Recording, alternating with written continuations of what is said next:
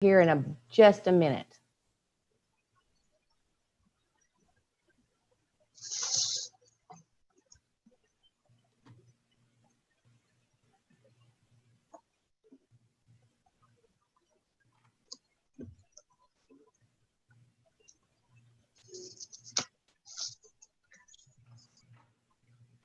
All right, we are on.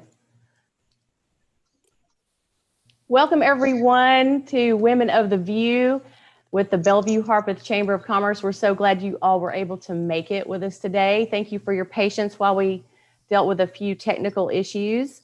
We're excited to have all of you on today. We're so happy to see your faces, and thank you for keeping your yourself muted for the time being, just so we can cut down on any background noises. And I'd like to take a few moments to recognize some of our amazing sponsors for the Chamber of Commerce here in Bellevue.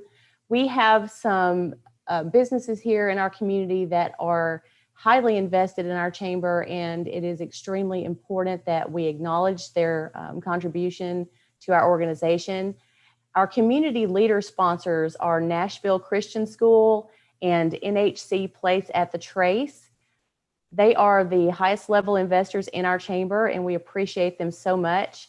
Our community champion sponsors are Regions Bank, Seven Springs Orthopedics, and Parkside Builders.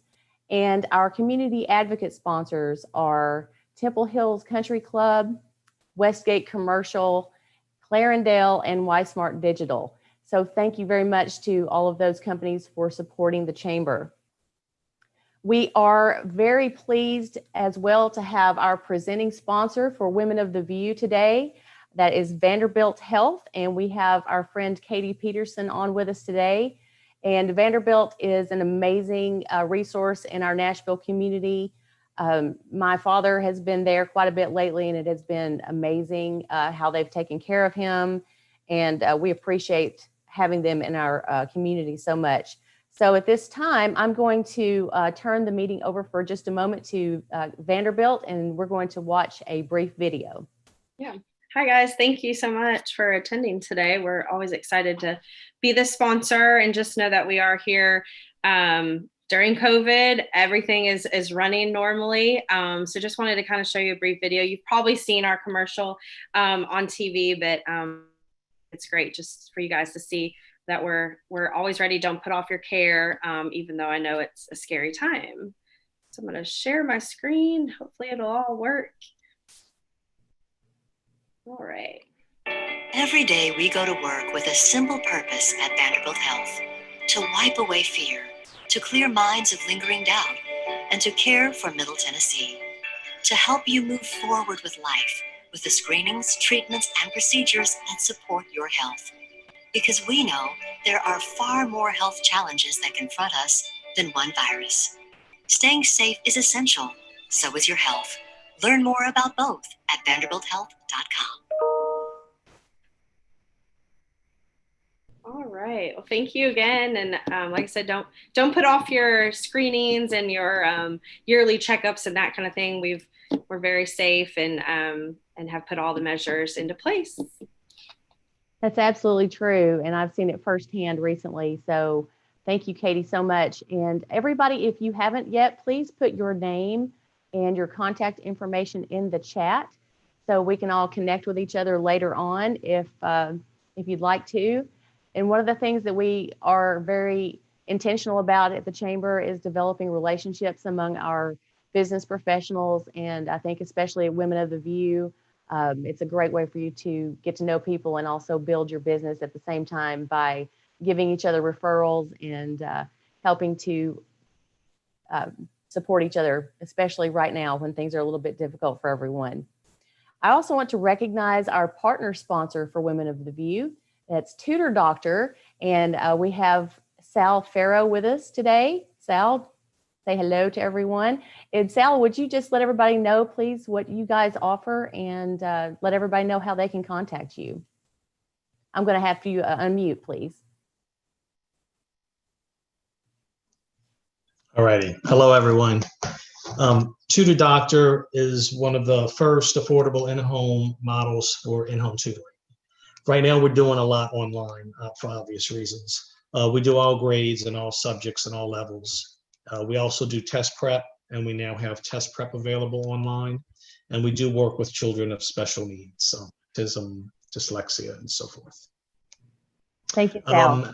And my email, or you can check my website, it's totodoctor.com/Franklin.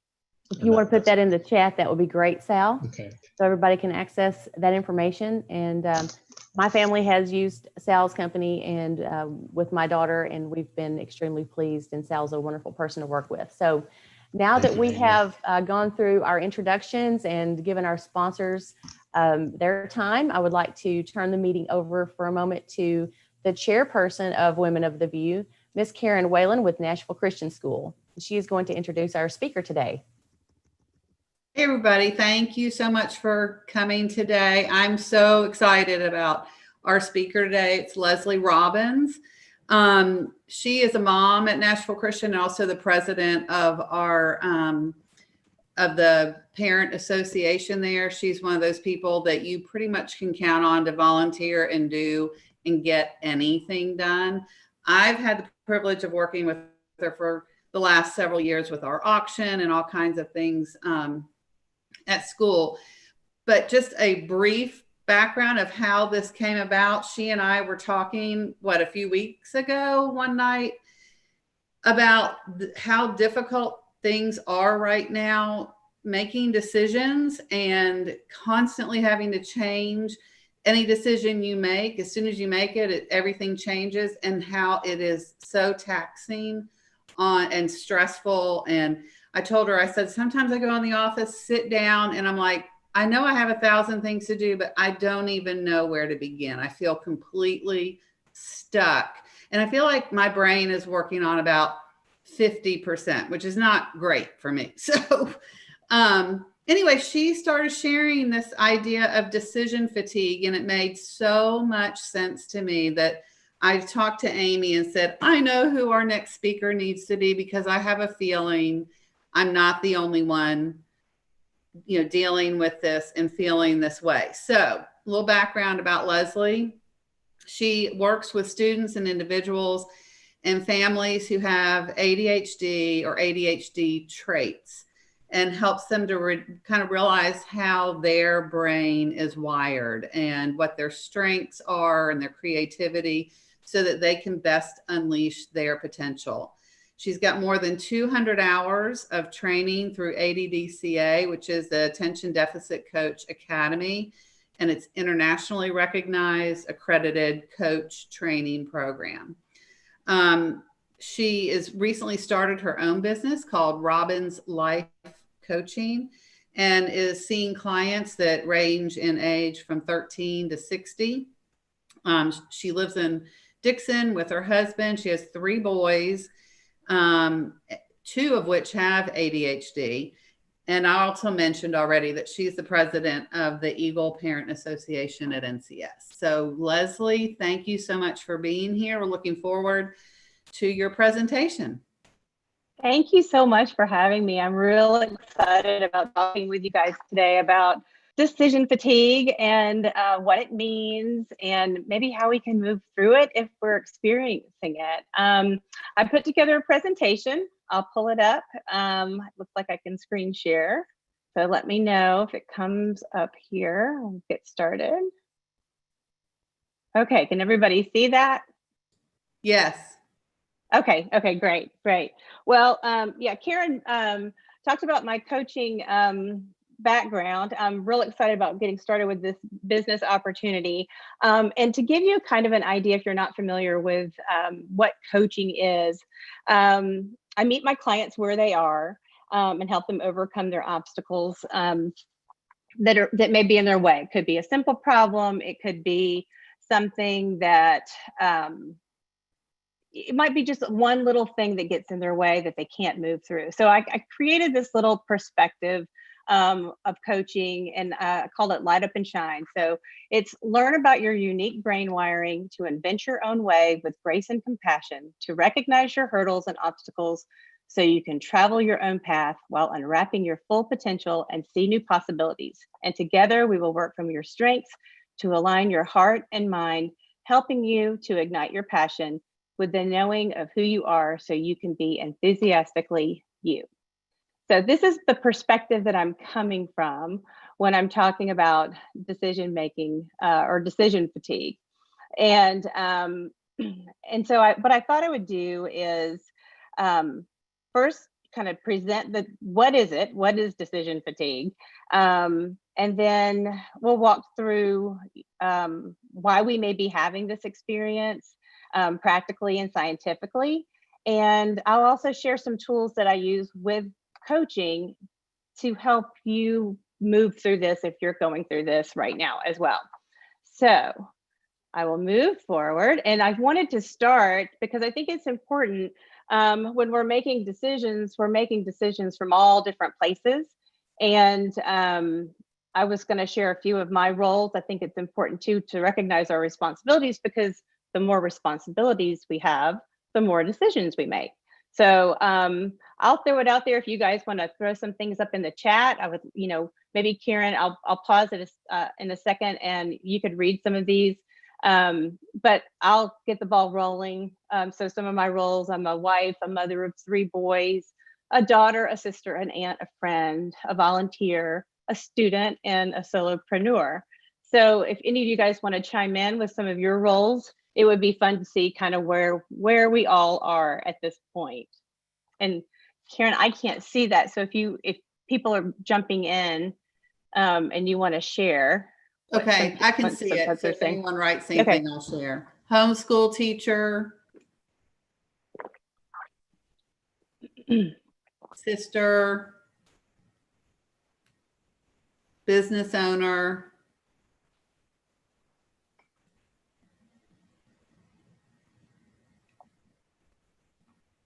okay, I know we have a pet owner in there, probably more than one. New mom, wife, mother. Oh, wow. Caregiver to ill family, aunt, community leader, organization manager, counselor, project manager, customer service rep, dog and cat parent, mom of 3, entrepreneur, community leader, faith volunteer, CEO. Yeah, so that's a lot of roles. 8. Oh, that's fantastic. Yes. So we're doing tons and tons of stuff, not just what we're going to work doing, not what we're staying at home doing. And it's important to recognize that part of our lives. Okay, so throughout the presentation, I'm going to give you guys a couple of brain facts, kind of I have woven them in, and I'll come back to these periodically. And this is the first one. Your brain uses 20% of the oxygen and blood in your body. The more you think, the more oxygen and fuel your brain will use from blood, up to 50%. So that's a little interesting fact, and we'll put that on the shelf as we move forward, and we'll come back to that one in a little bit later. So moving into decision fatigue and kind of pinpointing what it is, it's pretty obvious, but I thought I'd break it up by definition. So the definition of decision, the action or process of deciding something or resolving a question. And then for fatigue, there were 3 definitions that I liked. One in particular resonated with me more than others. It was the last one, the tendency of material to break under repeated stress. I have felt this way periodically. The material maybe being me, or who knows what, but I figured a couple of those definitions might apply to you guys as well. And then putting it together with decision fatigue, the more choices you make throughout the day, the harder each one becomes for your brain. So I got to thinking, what are some of the decisions that happen on a daily basis, or just kind of throughout the weeks and months here lately, that get you stuck? And one day when I was thinking about this presentation, I realized I was getting ready in the morning. And for me, that day, it was lipstick. I was going through my morning routine. I was getting ready, putting on my makeup. And then I picked up my lipstick and I'm like, do I put it on? Do I not put it on? Am I wearing a mask? Am I not wearing a mask? If I wear a mask and I have lipstick on, is it going to get all over my face? Will I be able to wipe it off in time if I have a Zoom call? Do I have a Zoom call? So I was flooded by all of these questions, all of these thoughts. And that actually derailed me for maybe about 5 minutes. And then I spent the next part of my morning trying to get back on track and making decisions to help me get back on track. What can I forget about? What can I move through faster? That type of thing. So I don't know if you guys want to share anything. If you want, I'll open it up again, Karen, and to the group, if there's anything that you guys can think of that where you might be getting stuck in decision making.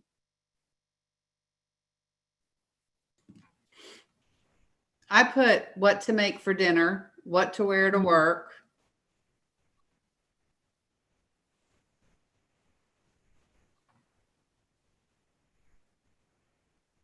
Yeah, sometimes it can just stop you in your tracks.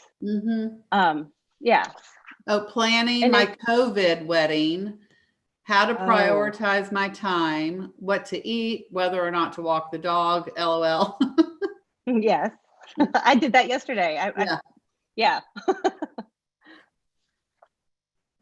Yeah. Planning, so all these things, constant moving targets. Yes. What risks are acceptable, like in terms of exposure, COVID, as my absolutely. Yeah. Absolutely. Yeah. So there's a lot of unknowns out there right now and totally can get us stuck. So John Tierney wrote this article, Do You Suffer from Decision Fatigue, in the New York Times Magazine. And he said, no matter how rational and high-minded you try to be, you can't make decision after decision without paying a biological price. It's different from ordinary physical fatigue because you're not consciously aware of being tired, but you're low on mental energy. And that's what you had mentioned earlier, Karen. And the more choices that you make throughout the day, the harder each one becomes for your brain. And eventually it will look for shortcuts, usually in 2 different ways, according to this article. One, by acting impulsively. And then the other may be the ultimate energy saver, and that would be doing nothing. These are definitely strategies, not always the best, but sometimes your brain just needs just a little, like a moment to be able to regroup. And so these are definitely strategies for that. We'll move into other strategies here in just a second. So it's no wonder the average person makes over 35,000 decisions a day. And researchers estimate that we make 227 decisions each day on food alone. And I broke it down. I believe it's around 2,000 decisions per hour and 1 decision for every 2 seconds. And this is for the average person. So I don't know what the average person looks like, but I heard lots of different roles when we started. And there's a lot of different places where we're making decisions. And so this number may actually be higher for some of us. So then I wanted to kind of think about what is the decision-making process. And I found this little checklist or process at the University of Massachusetts at Dartmouth. And this is what they share with their college students about the decision-making process. And it's 1, to identify the decision, 2, to gather the relevant information, 3, identify the alternatives, weigh the evidence, choose among the alternatives, take an action, and then review the decision and its consequences. Well, sometimes these things happen rapid fire. We're not even aware that we're doing this with a lot of decisions. But this is what I thought was a good example of what the decision-making process looks like. And the strategies, we talked about impulsivity, we talked about doing nothing, avoidance, but here's some other ones. Compliance, just going along with the flow because it's easy. Delegating, balancing, and when we're in a really good place, prioritizing and reflecting. And that's all fine and good, but here we are now. So you guys mentioned some of the things that you're stuck on, and these were some other things that I was thinking about. And this is just, what I had room for on this slide. There's tons and tons of other new questions in the world that we're living in right now.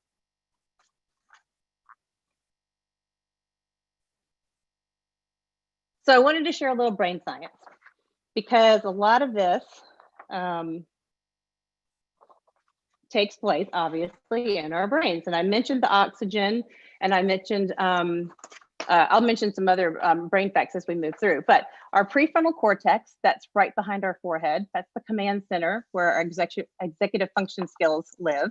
And that's where we plan, prioritize, organize, have time management, where we can see the big picture and future plan, and our attention and focus and self-regulation all is part of our executive function skills.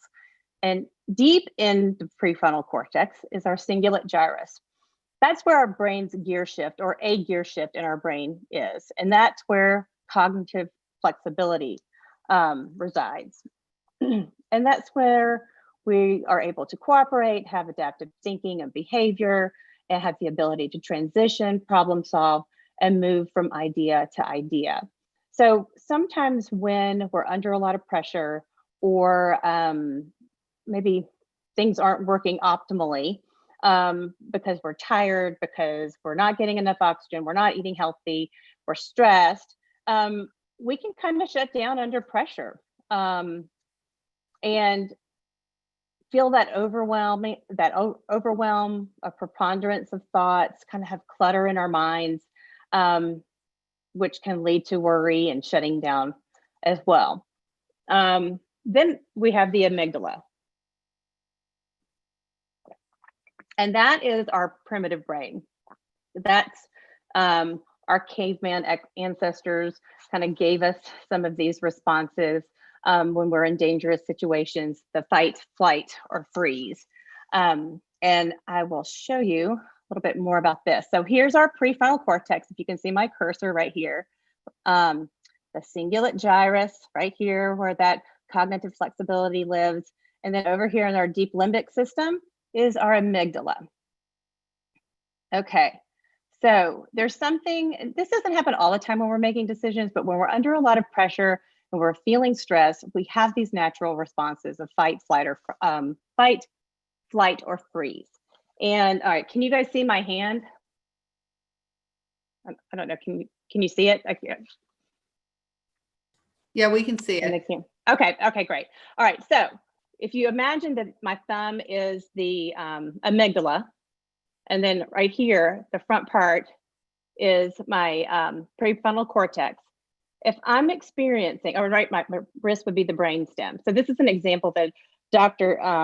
Daniel Siegel, UCLA School of Medicine professor, he gives this example. So when our amygdala is set off, it will kind of get hijacked and pop, not really pop, but it becomes separated. And when that happens, our brain cannot access that executive function piece right here in the prefrontal cortex. So we kind of let go a little bit of those executive function skills. You'll see this when somebody has road rage or gets really upset about something, that type of thing. So that would be an extreme example of not being able to be in a calm state of mind and plan and prioritize. So one of the reasons why it's so hard right now is that we're living in a time of ambiguity. We mentioned that we just don't know what's going on. We don't know how long this COVID-19 is going to last, be part of our lives. It taxes our working memory, and working memory is also an executive function skill. And when our brains are taxed, we crave rest, and we need to restore and implore that self-care for ourselves. We're also living in a time of chronic stress and fear and negativity. The news cycle is 24/7, everything is amped up. And so this creates negative chemistry in our bodies that directly affects our brain function and well-being. And I'll talk about more of that in just a second too. So Jeff Copper is a masterful ADHD coach, and what he said recently at the ADHD Parents Palooza, I think applies to really everyone, not just somebody with an ADHD diagnosis. He says when the brain is taxed, it's like gardening outside when it's 120 degrees. It wants to escape into the air conditioning. Understand what I'm saying, he says. The more effort the brain has to go through, it just wants to escape to something easy. And then he went on to say that ambiguity it's the I don't know how to do it. I don't know where something is. I don't know how long something's going to take. And I think that exactly sums up kind of the place we're all living in right now.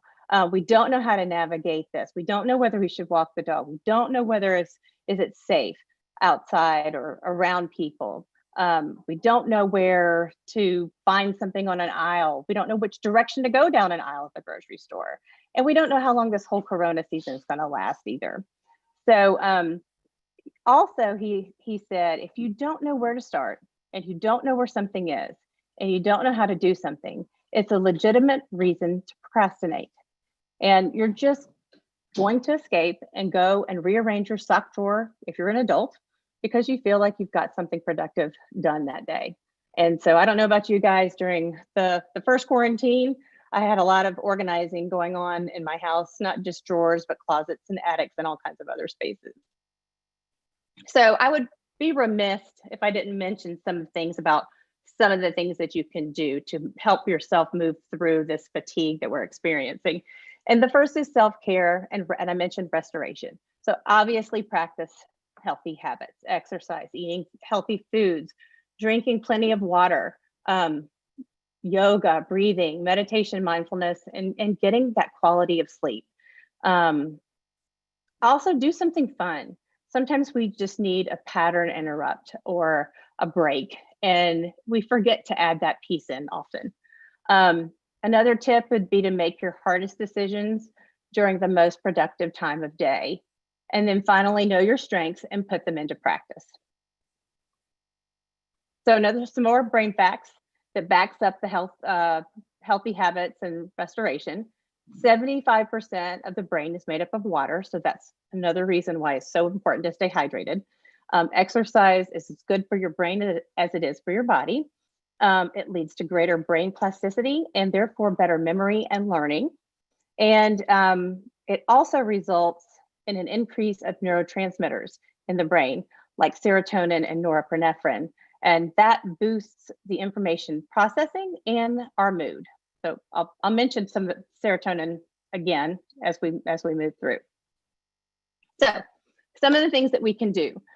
These are some tips and strategies and tools that I use when I'm working with clients, and they really apply to all of us. Again, what works for the individual with ADHD works for the individual that doesn't have ADHD, the neurotypicals out there. So it applies to all of us. So I'll talk about the power of the pause, checking our positivity ratio, and working from our strengths.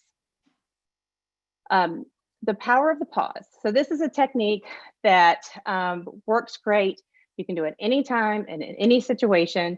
And I thought maybe I'd walk you guys through it so you can get a little bit of a feel for what it's like. So we won't do a full minute, but this is when we really just kind of take a break and kind of stop when we're getting flooded with thoughts. Maybe we're feeling stuck and we're having a hard time moving through a situation. So we'll stop for a minute and really just breathe. And so if everybody could just kind of relax for a second, check their tension in their bodies, maybe unclench their jaw, relax their fingers, relax your shoulders, and then take a deep breath like you're smelling a flower. And then exhale like you're blowing out birthday candles.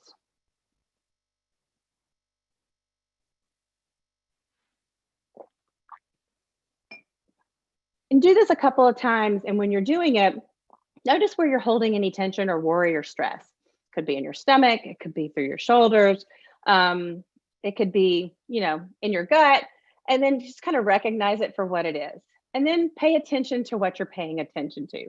What are you thinking about? Dr. Daniel Amen talks about ants. And those are automatic negative thoughts. Are you experiencing any of those? Are you focusing on problems? Or are you focusing on possibilities? And then how is what you're paying attention serving you would be the next question you would ask yourself. So can you let something go? Is what you're focusing on helping you move through a situation? Would you be better served if you could shift your perspective? Do you need a break? What do you need to do to bring your focus and attention back to the task at hand? So this little power of the pause can happen at any time of the day. And it's a habit. It takes a little bit to implement, but we all know sometimes in a difficult situation when you're writing an email, it's always good to pause before you hit send. It's the same type of concept. So the steps again are to pause, breathe, pay attention to what you're paying attention to, process and pinpoint what's going on, name it to tame it, which would be decision fatigue for the purpose of our topic of conversation today, and then plan and pursue. How can we move forward so we can get past being stuck right here? So that's the power of the pause. The second is checking our positivity ratio. Dr. Barbara Fredrickson is a positivity scientist, and she's done a lot of research on this.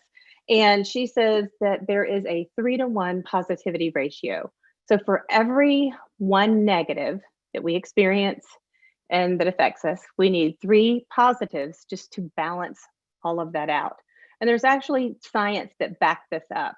When we're stressed and our bodies produce adrenaline and cortisol, those are the bad chemicals, the stress chemicals.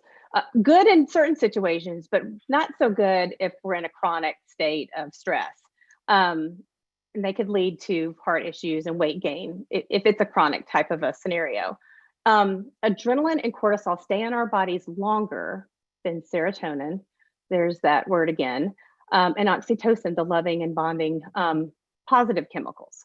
So it takes more of those positive experiences to outweigh or shift us out from a negative mindset. So brain facts, again, our brain is a random thought generator. There was research in 2005 that said the average person has about 12,000 to 60,000 thoughts a day. And of those, 95% of them are exactly the same repetitive thoughts as the day before, and about 80% are negative. So I didn't do the math on this one, but if we did the math, that would be a whole lot of extra positive experiences that we would need to implore just to balance some of that negativity out. And another psychologist likes to say, Dr. Rick Hansen, negativity is like Velcro and positivity is like Teflon, and we need to make positivity stickier. So how do we do that? Well, again, Dr. Barbara Fredrickson in her book, Positivity, will talk about 10 forms of positivity. And that would be joy, gratitude, serenity, interest, hope, pride, not the bad pride, the good pride, like remembering things that happened in your life where you were successful and some of the accomplishments that you made throughout your life. Amusement, inspiration, awe, and love. So more facts based on science. Some of this is pretty obvious. Positivity feels good. It changes how your mind works. So think of growth mindset versus fixed mindset. It can transform your future and put the brakes on negativity. And it also obeys a tipping point. And what that means is a small change can make a big difference. And you can always, always increase your positivity. You're not just stuck with X amount of positivity. There's no limit to it. But this doesn't mean the Pollyanna type of positivity where everything's just kind of sappy, sugary, sweet, and butterflies and roses. You know, we don't want to be blindly optimistic, but we want to focus on all our successes, the things we love, our interests, and the things that are true, and just acknowledging those. So here's a toolbox of positivity. Some things that Barbara Fredrickson mentions in her book are to be open, create high quality connections, cultivate kindness, develop healthy distractions. I mentioned pattern interrupts earlier. Sometimes when we're stuck in negative thoughts, maybe we need to get up, go outside, get into nature, take a little bit of a walk or a break. Dispute the negative thinking. You know, if we're having these negative thoughts, ask ourselves, is this true or is this just some belief system that I have? Meditation, savor your positivity, practice gratitude, and learn and apply your strengths. So this brings me to knowing your character strengths. the VIA Institute on Character has a survey, and it's free. It takes about 10 minutes to complete.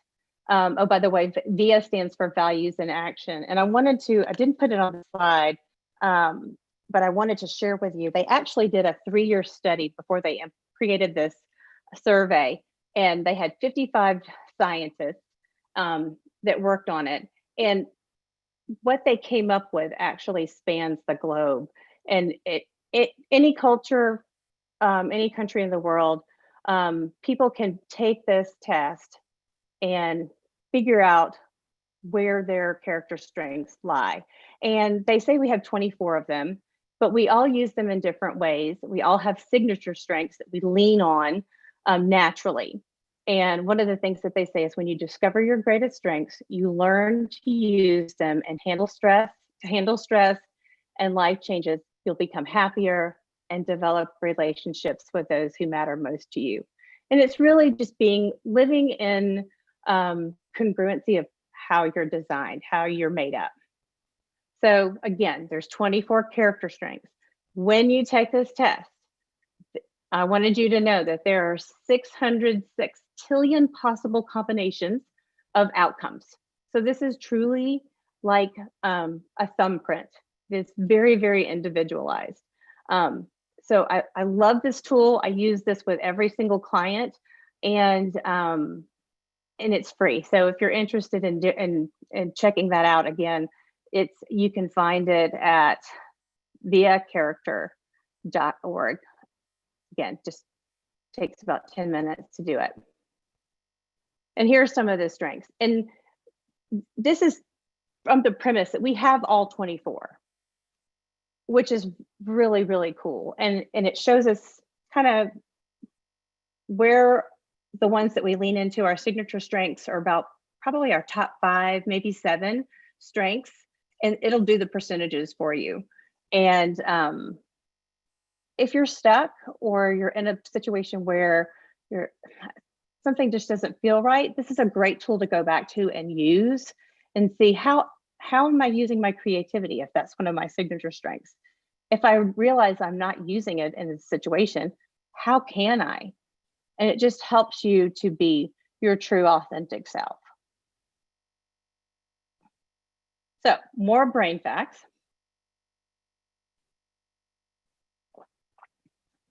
Since we were dealing with big numbers, I thought I'd add this one in here too.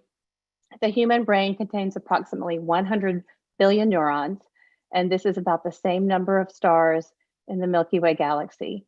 And experts call these connections or synapses a neuron forest. And information runs between these neurons in your brain for everything we see, do, and think. And they move at different speeds. And I think the fast one is about 250 miles per hour. And it only makes up 10% of our brain. So it's easy to see that the brain uses more energy than any other organ in the body. It's also easy to see that it's natural that we may be experiencing some decision fatigue during this time because our brains are working really hard. So that brings me to the end of our presentation. I didn't want to go too long. I have some notes and nuggets that I wanted to share with you guys, but I'm curious about what you're taking away, and I'd love to hear from you before I share some of my thoughts.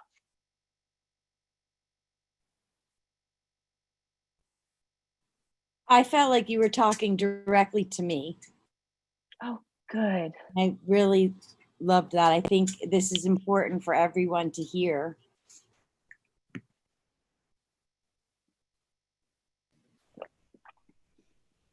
It's so easy to just kind of start going with the flow.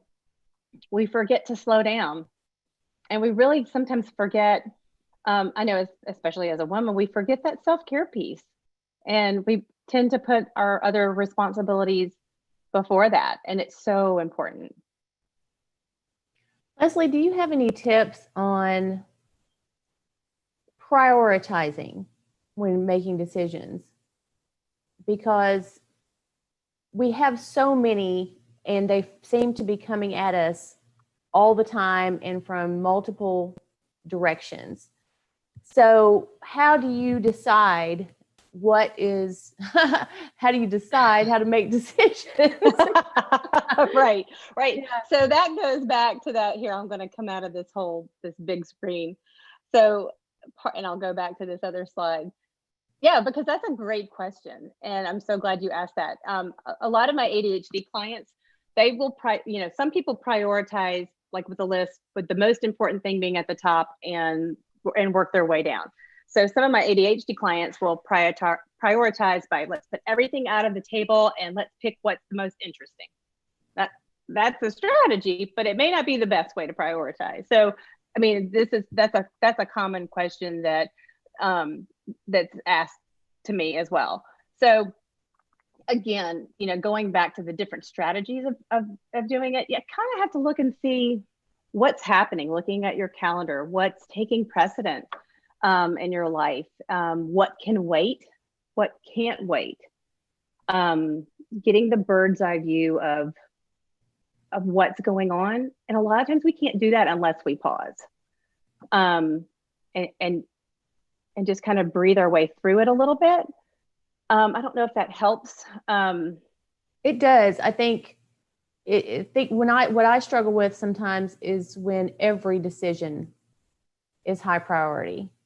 When you've got 10 or 15 that all fall into the same category of like our top priorities for the day, I find it hard to sometimes decide which one is the highest level. So I tend to work on everything at the same time, which part of that is just the nature of what I do. But part of it is, I think, is a character of mine that I throw everything up in the air and I just try to juggle it all instead of, okay, these are my top 5 for the day. I'm going to start with number 1, then go to number 2, then number 3. So other than just pausing and reflecting and that sort of thing. Well, yeah. And some people find it really just helpful. So like working from those deadlines, working from a time frame, working from like, when does this absolutely have to get done? Now we could say now for everything, but, and often we do, but we may have to take that time to strategize what can be delegated, what can I, even if it's just for a second, or what can I avoid for just a second, or for the next 2 items on my list. And by avoid, I don't mean that like just brush it under the rug, but just what can I, can this sit over here for just a second? Because we can't do everything all at once. We start juggling, like you said, or spinning too many plates. Eventually, everything's going to come crashing down. And so I don't really think multitasking is real because of that. I mean, we might get to a little bit, but I mean, if we start trying to do too much at one time, it will be overwhelming. And that will cause us to shut down. Glenn just made a really good point in the chat. He said, research has shown that there is no true multitasking, that your brain can only focus on one thing at a time. And do you find that to be true in your research? Absolutely. Yeah, I actually had it in my notes, and I didn't put it in one of my slides, but yep, that's exactly true.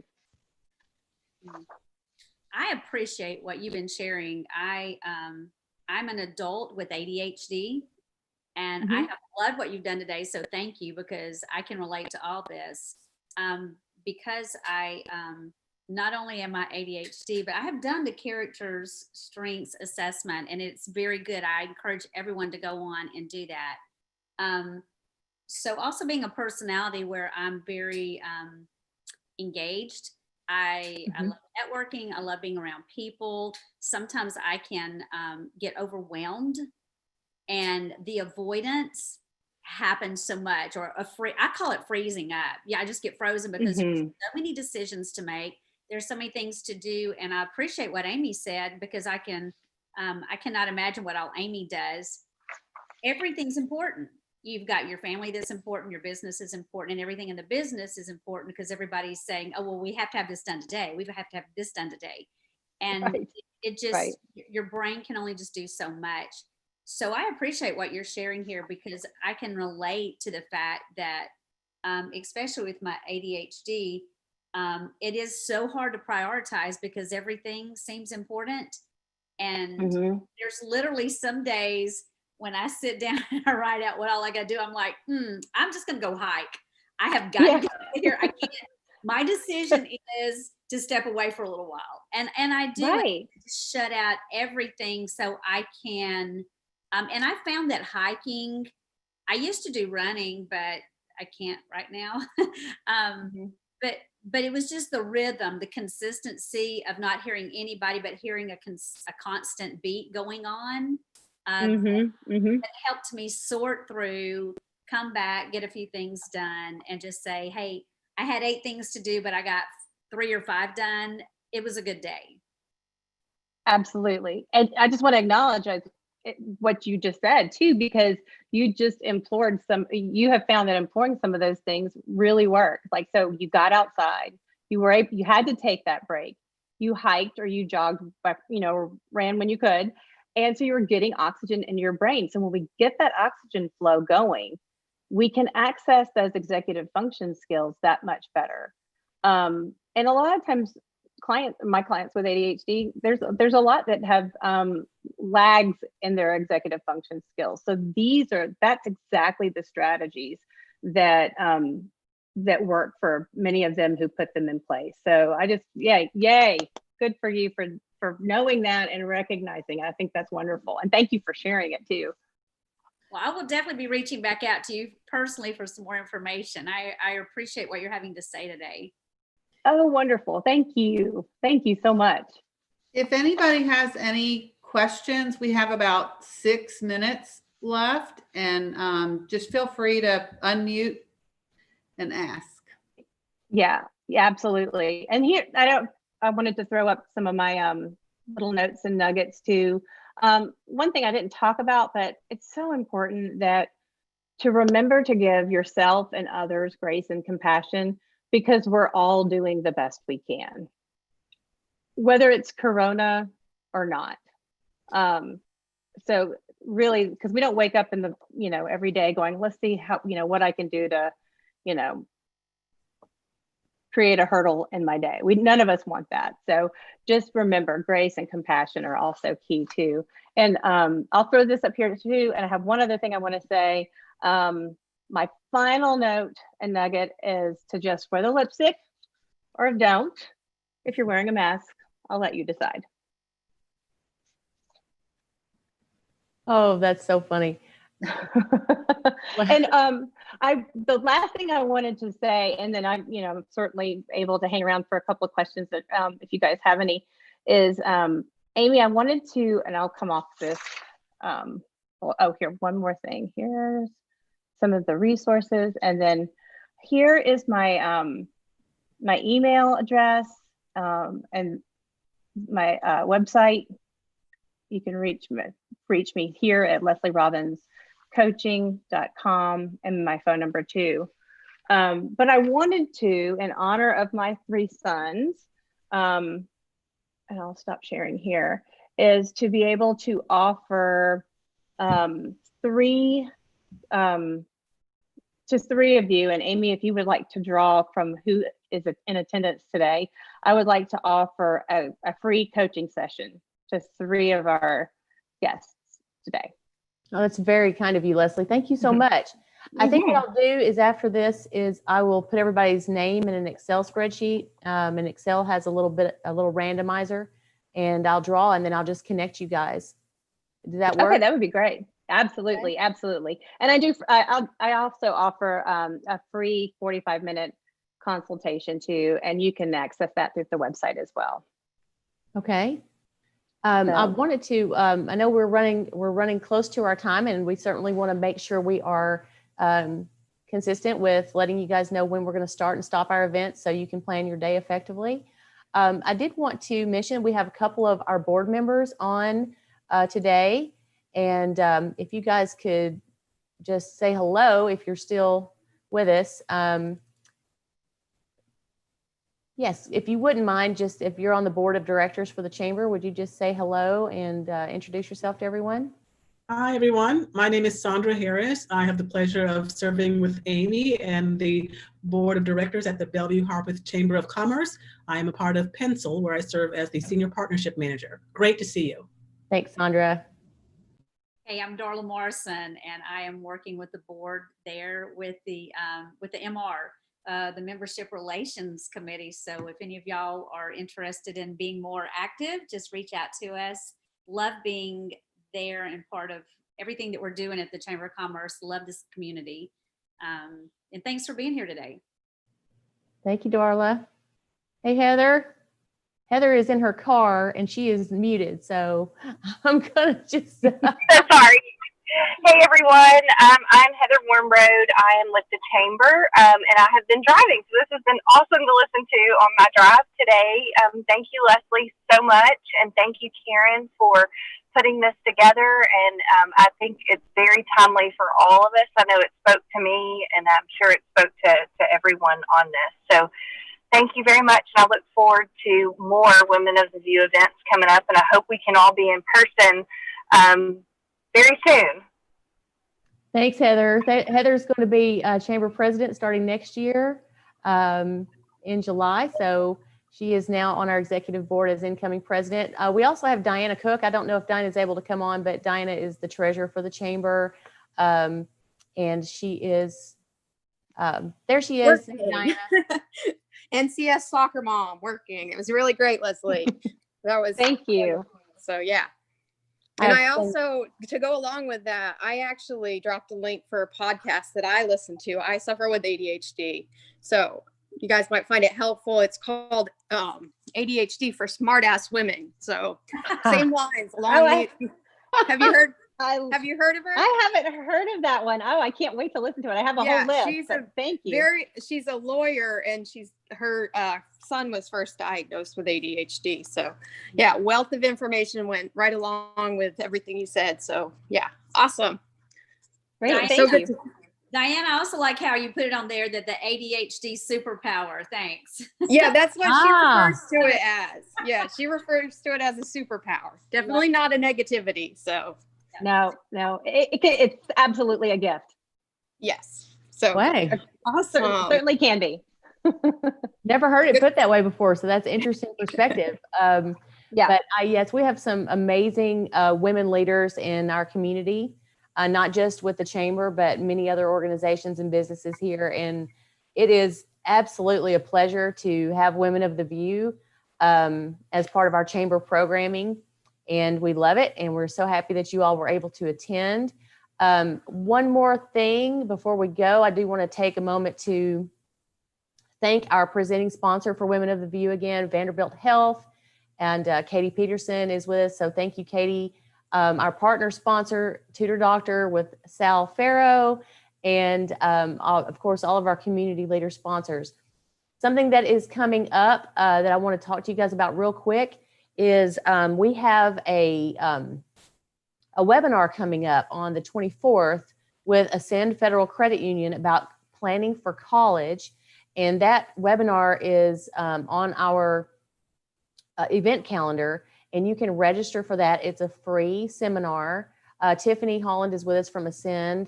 Say hello, Tiffany, real quick. Hi, everyone.